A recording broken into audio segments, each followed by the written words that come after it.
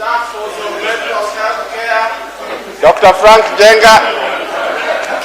We took 50 minutes, I hope. No, you did. You did very well. Very well. We wish we had one day. Very informative. Hi, Wish. Hi, how are you?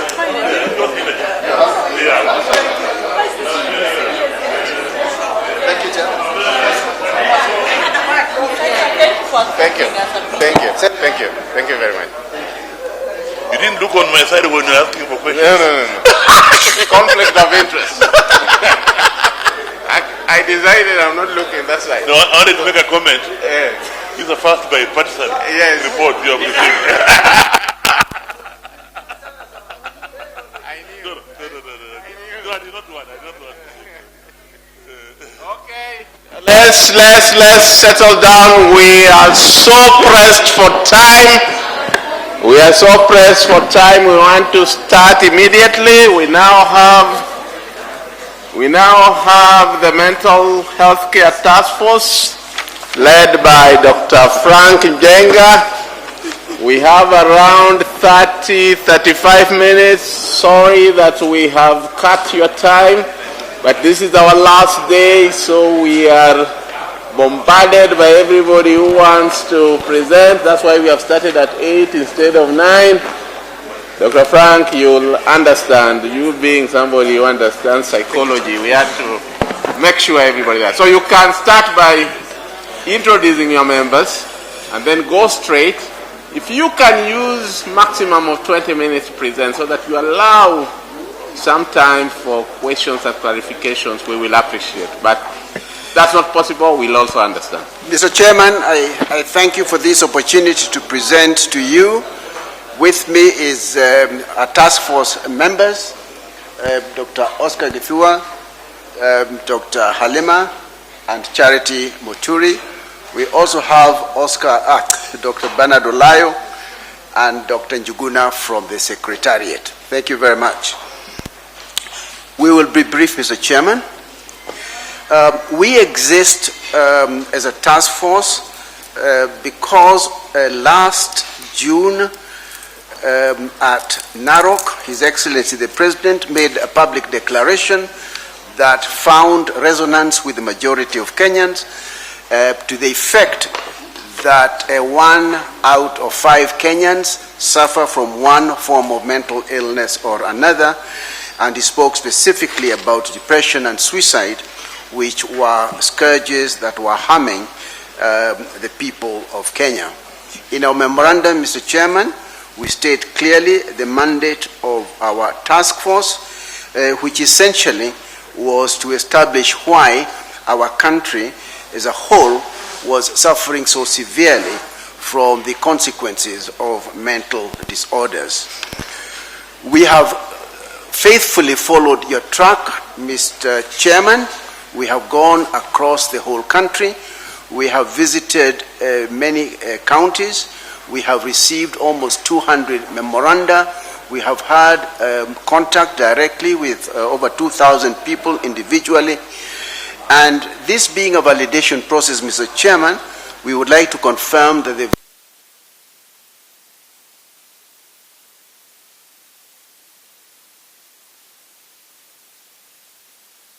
what we found in your own report. For that reason, Mr. Chairman, we have adopted a method of presenting to yourselves that faithfully follows your own report.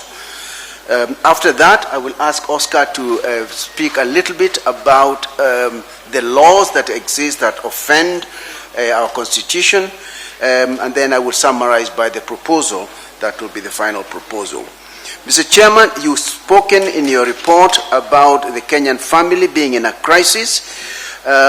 We found exactly the same. In particular, the youth spoke loudly and clearly and spoke about the need for the creation of employment. You captured that. We were told the same.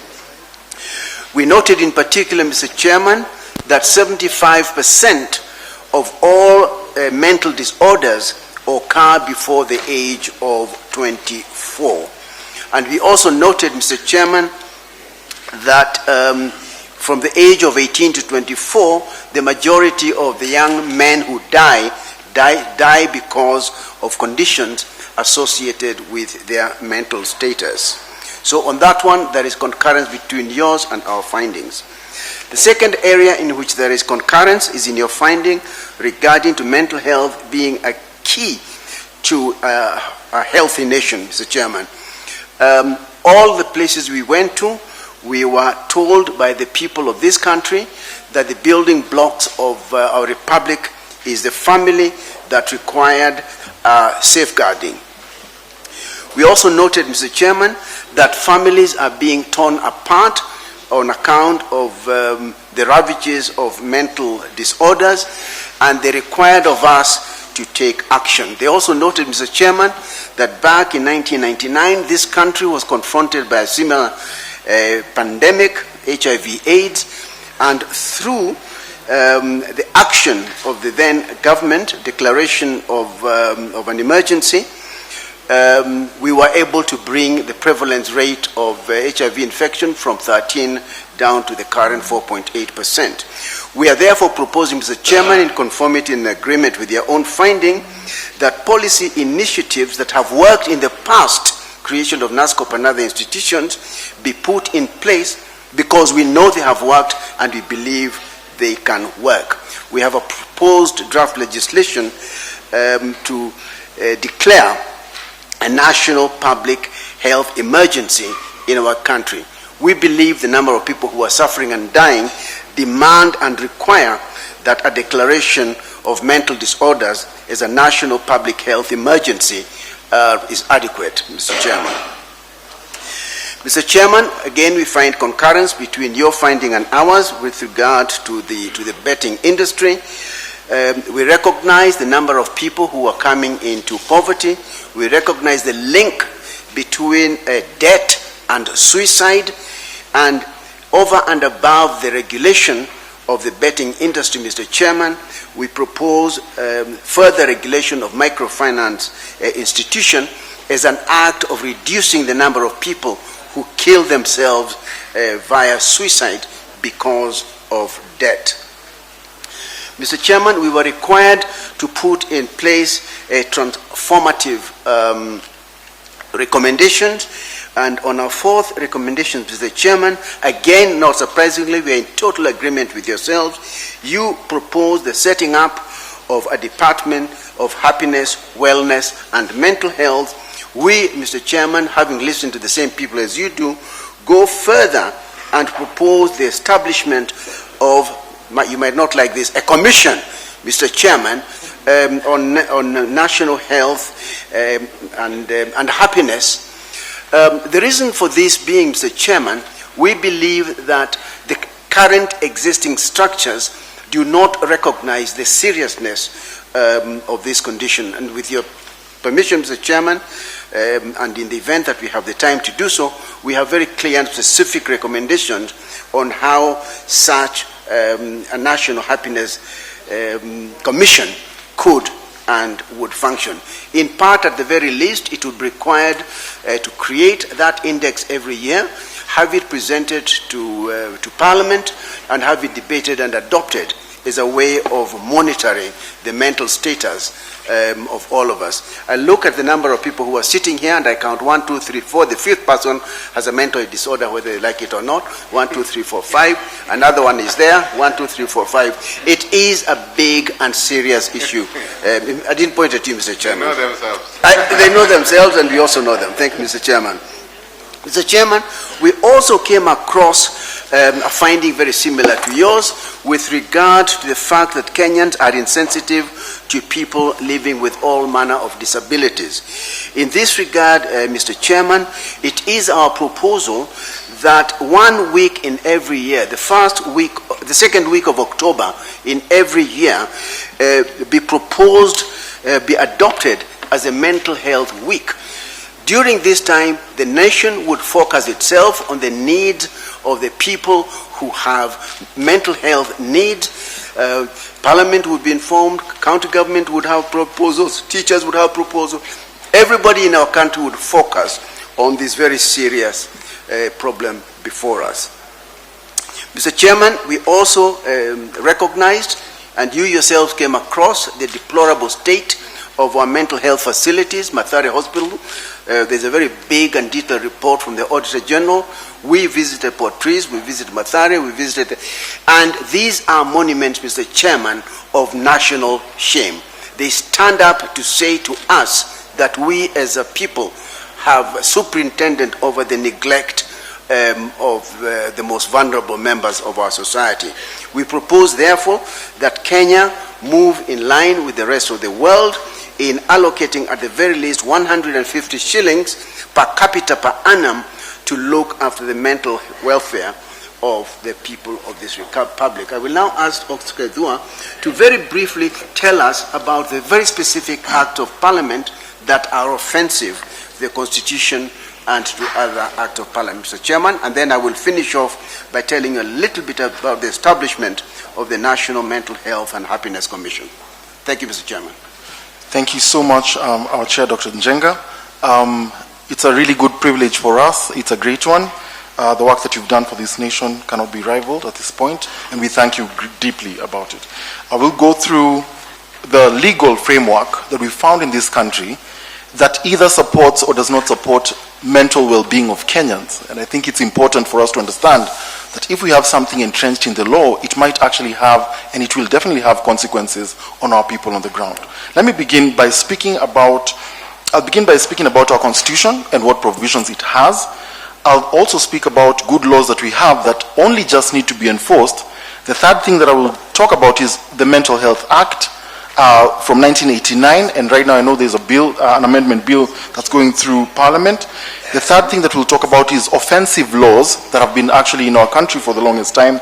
And finally, I will talk about laws that deal with substance use and abuse and how we can actually make it better. Of course, as everybody in this room understands, mental health issues include issues of substance use and abuse. We also know that has been part of the President's concern, especially when he spoke on the June 1st address of Madakade. So let's talk about the Constitution of Kenya. In Article 43, the Constitution provides that every person has the right to the highest attainable standard of health, which includes the right to healthcare services. We submit to this task force that we say, Mr. Chair, that health in this context should include and includes mental health as defined by the WHO definition of health.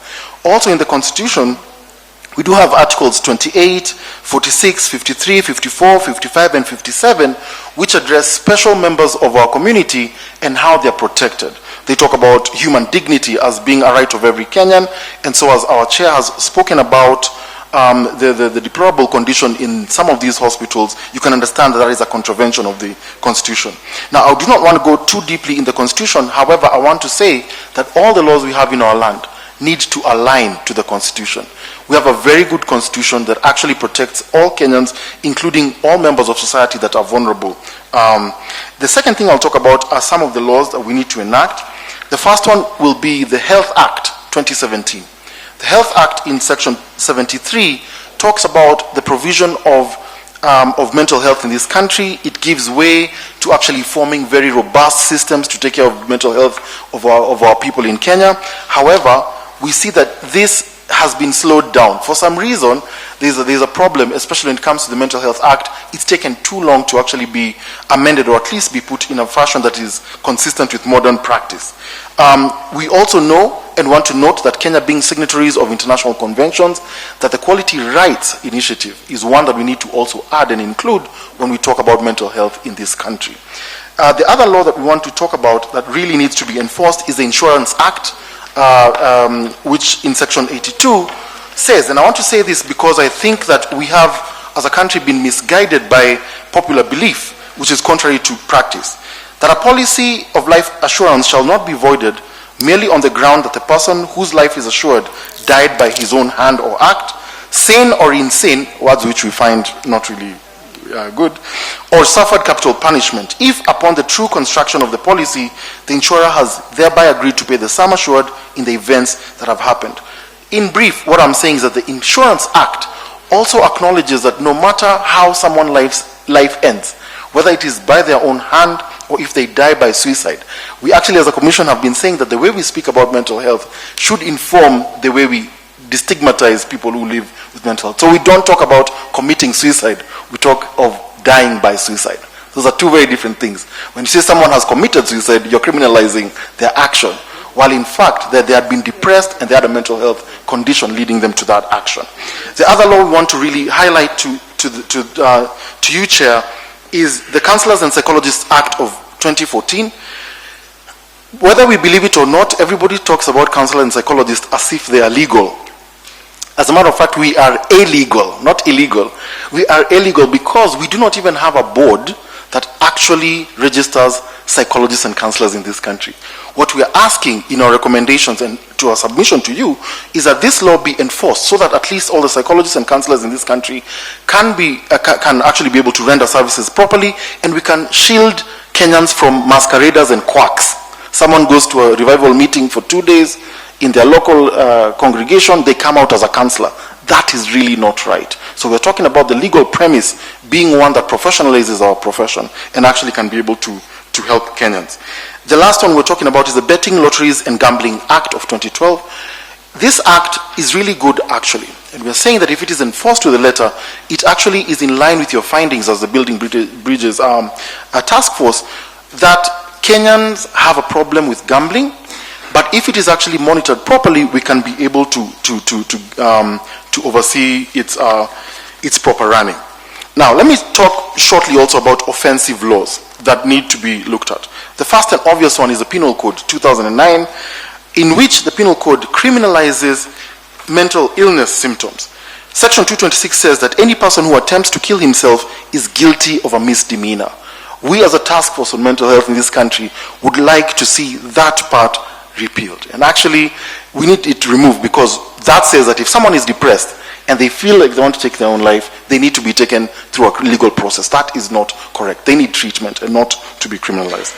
Section 146 also uses very derogatory statements and also does not really take care of the mentally ill in our society or anybody who might be suffering from a mental condition. It says that any person who, knowing a person to be an idiot or imbecile, those words, I don't believe there is any Kenyan that's an idiot or an imbecile. So we need to actually really look at these words and say, can we work around the language of mental health? It is insensitive. It actually criminalizes people's, they did not become mentally ill of their own choice. And I think this is the idea. Nobody with diabetes is labeled an imbecile or an idiot, okay? So that is what. So we're saying that if we change the language in section 146 and then also repeal section 226, we shall have done a justice to our country. Now, the other ones I'll talk about quickly is the Marriage Act 2014, as well as the Persons with Disabilities Act 2003. But when it goes to the Marriage Act, very quickly, section 66 says that a marriage has irretrievably broken down if the spouse suffers from incurable insanity. First of all, that there is nothing as incurable insanity, and I think that the law is really going against the spirit of treating people and actually working with them. And there's a stigma being created by our very law, therefore rendering services given to our Kenyans not possible. In section 73, a party to a marriage may petition that the court to annul the marriage on the ground that, in part G, at the time of the marriage and without the knowledge of the petitioner, the other party suffers recurrent bouts of insanity. That is also pretty offensive, and I think if we can have these parts to be either repealed or changed in the way the language is framed. The next level of laws I'm going to talk about are the laws around substance and substance use. The first one that I will talk about is the NACADA Act, which obviously, as you can imagine, with the formation of NACADA, the administration of matters of alcohol and drug issues in this country was meant to be smooth. However, let me make it known, Chair, to this task force, that there are other competing laws. For instance, the Alcoholic Drinks Control Act of 2012, we also have the Narcotic Drugs and Psychotropic Substance Control Act of 2012, also the Tobacco Control Act of 2012. All of these laws are in competition about who gets a revenue from these activities of licensing people who are the vendors. It also is in competition about who really monitors what is going on inside these rehabilitation centers. From our visits, we've found that there's a huge gap in terms of administering these health care facilities, and we have proposals which we shall actually forward to you. However, one of the things that I think is a good recommendation from our end, we're recommending what we're calling a RETI tax. RETI tax, which is a tax which will go to research, education, training, and infrastructure.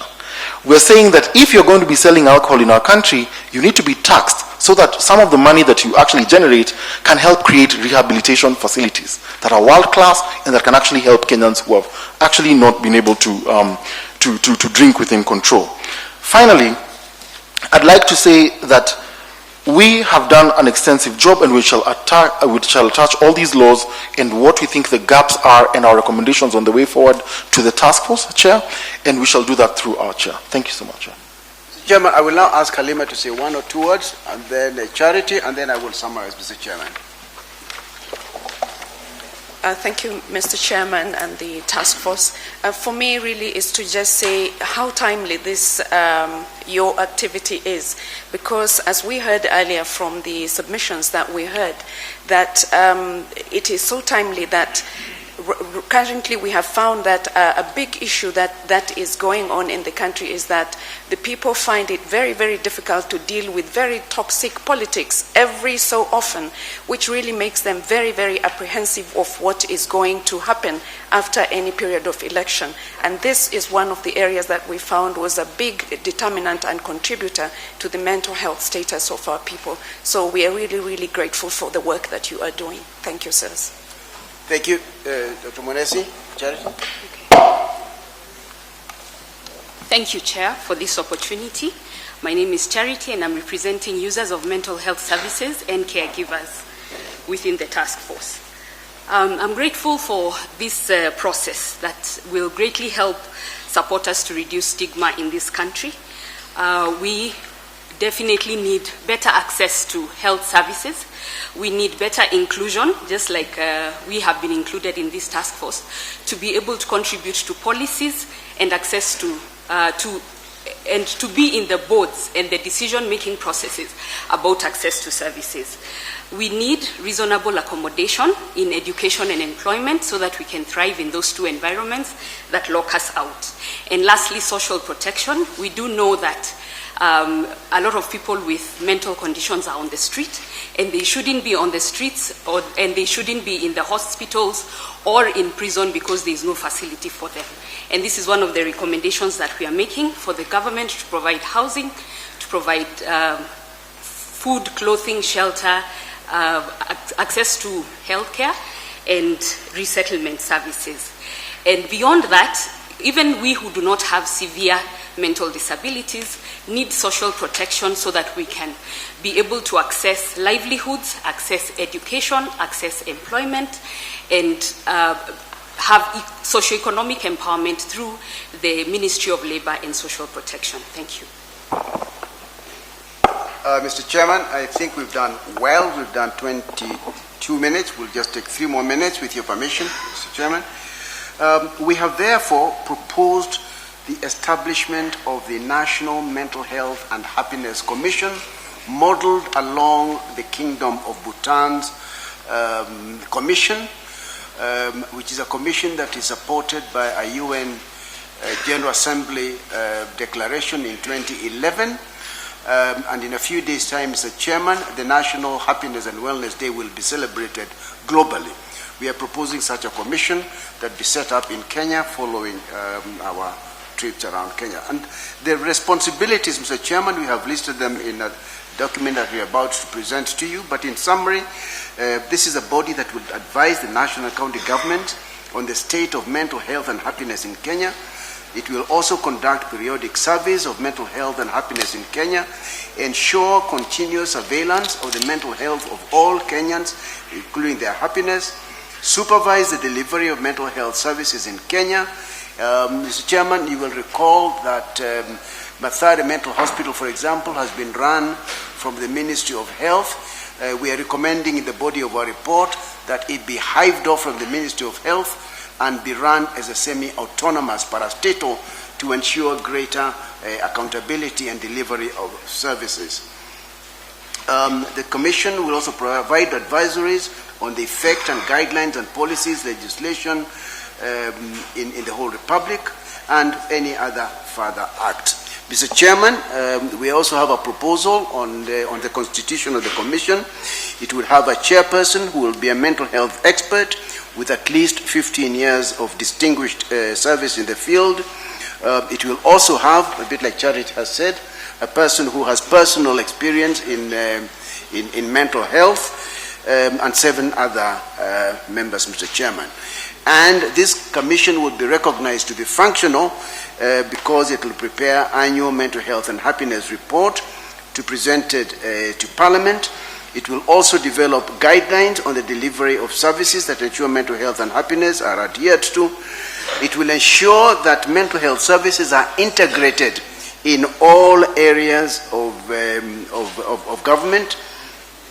It will also continuously monitor the adherence, like Oscar said, to the constitutional requirements with respect to the respect of human dignity in mental health, and liaise where necessary with other persons or agencies in order to fulfill its mandate. We have a draft legislation, Mr. Chairman, for your very kind attention. Finally, Mr. Chairman, these are our final recommendations as we present them to Cabinet in the next few days.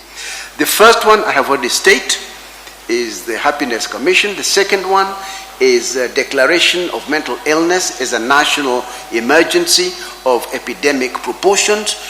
That declaration will release funds from the Treasury, from donor community, from the private sector, and it will really help us. The burden of mental disorders in our country is of the order of 15% of the total burden of illness in our country. Shamefully for all of us, we only pay 0.001% of our budget for mental health requirements. Mr. Chairman, every 40 seconds, one person in the world dies of suicide, as we have been told. In Kenya, we have at least one person who dies of suicide every single day. We believe that a national program on the prevention of suicide is necessary. Mr. Chairman, we were told by Kenyans repeatedly that we, as the experts, must develop materials for their education. It is our intention to partner with the Ministry of Education, with the media, with faith-based organizations, which also speak very loudly about their own lack of knowledge, to disseminate the mental health message in our country. Mr. Chairman, we have a formal presentation to you with all the supporting legislative requirements. I beg, Mr. Chairman, to stop there. Thank you very much. As we wait for the Speaker of the National Assembly to arrive, I'll allow 2 questions. Whoever catches my eye first. Florence, Agnes. Just those 2. Give her the mic. Where is the mic, please?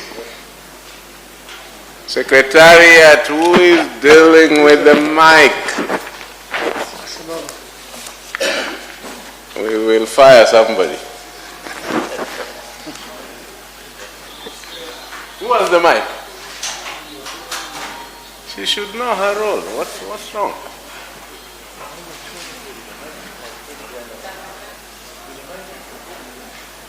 Who has come and ask from here. Madam, you'll be fired. You can't keep everybody. Wait. Sorry.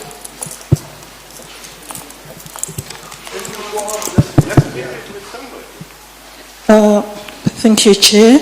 The question I would like to ask is, I don't know if it's in the write-up that the panel has given us. If it's not there, if they can give us very specific administrative interventions that can assist with dealing with the mental health issues, especially in relation to different departments that need to deal with the fundamental causes and ways to support the various persons they deal with on a daily basis with respect to mental health issues.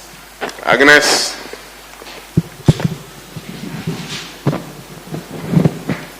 Thank you, Chair. Thank you, Mental Health Task Force, for the good representation. Mine is just to inquire I don't know if you've tackled that or thought of it, but it's just something that you can deal with. If NHIF covers for those mental illnesses, and other insurance also, as many people have challenges because they have to pay for almost a year before they start using that mental health. So if something can be done because of that, because it's an illness like any other illness. Thank you. Mr. Chairman, I'll ask Dr. Olai of the World Bank, who is a member of the task force, to answer the question on NHIF. Very quickly, Bernard. Thank you very much. I think one of the main challenges that we encountered is that families with a family member with mental illness face unduly high burden in terms of providing care, whether it's continuous medication or bringing them to the doctor. In our analysis, the best countries that have dealt with this problem is to take away the responsibility of paying for mental health care from the family to the government. How can we do that? In Kenya, we have an opportunity to finance that probably through NHIF, where you give the people who have been diagnosed with mental health conditions a card that identifies them and that allows them to access care, whether it's help by a doctor or medicines, which is one of the heaviest burdens they face, and that should be paid for by the state. It's the most efficient way to deal with it. 1 minute. All right, Mr. Chairman, I think he's finished. I'll answer just the other two questions, and then we are done. We've been asked about the policy measures. We have an excellent mental health policy from the Ministry of Health, adopted but not yet implemented. Just simply by implementing that, we will go a long way. The second one, Mr. Chairman, is we went to KEMSA and we found a deplorable state of affairs. Deplorable in the sense that when we visited Mathare Hospital, by way of example, there was not one, repeat, not one emergency use drug available at Mathare Hospital. We saw a young mother who just had a baby in a psychotic state climbing over a wall because there was no injection to give her. Mr. Chairman, procurement laws were blamed for this particular process. Simple administrative act would cure that shameful problem. Mr. Chairman, we've talked about separation of Mathare into a semi-autonomous body with its own board to regulate its own affairs. This single provision, Mr. Chairman, will bring dignity without measure to our country. Mr. Chairman, if you are discharged from Mathare Hospital, prayerfully not, you will be given enough medication for only a few days.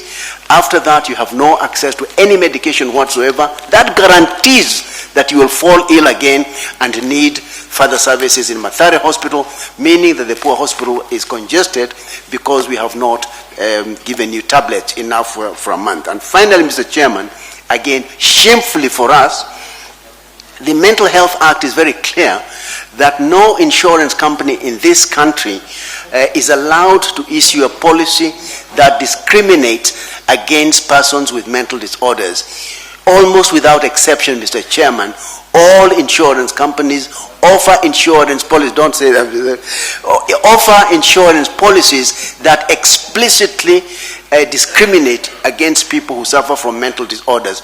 Mr. Chairman, a single act by the insurance regulatory authority with whom we had contact, telling these people that they're in breach of the law will cure that problem instantly.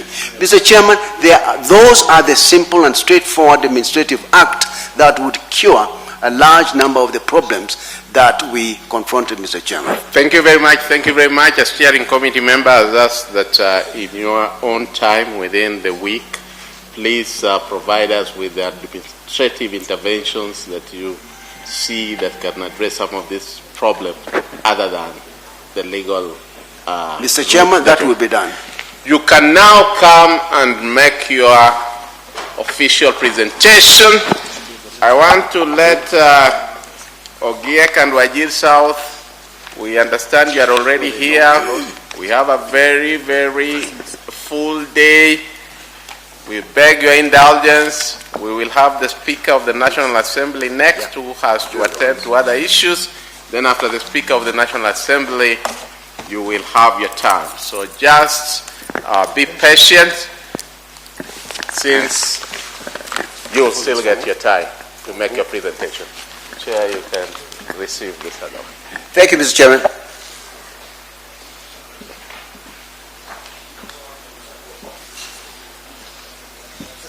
Chairman,